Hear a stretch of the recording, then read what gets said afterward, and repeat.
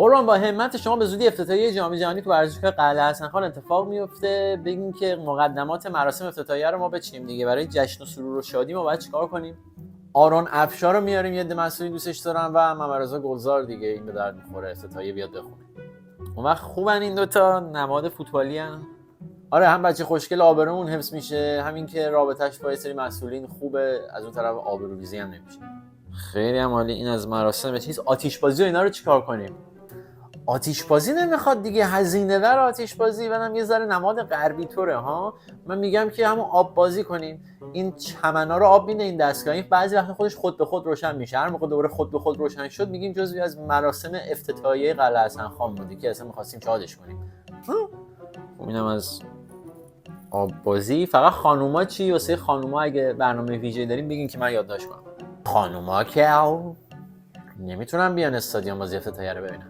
اصلا اجباریه، باید رابطه ندیم که داستان میشه. زیر ساختا فراهم نیست. آخه زیر ساختا که بازی لیگ دارن میان میبینن دیگه، زیر ساختا اوکیه. از شما انتظار میره بعد این همه مدت دیگه این چیزا رو بدونی. هر بازی و هر مناسبتی زیر ساخت مخصوص خودشو داره. اینجا هم تو این بازی این زیر ساختا فراهم نیست. نمیشه بنویسیم زیر ساختا فراهم نیست. چی بگیم؟ راستی از بالا الان به من دستور دادن که تیم‌های آمریکا، انگلیس، فرانسه و سوئیس هم همینجوری اینا حق نداره دور گروهی صعود کنن بیان بالا، وگرنه داستان میشه. چه جوری نذاریم صعود کنن؟ مگه دست ماست قربان؟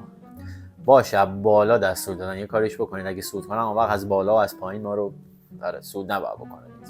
ای بابا، فقط واسه موارد اضطراری ما برنامه‌ای داریم. اگه خدای نکرده برق بره اینا، برق اضطراری اینا اوکیه.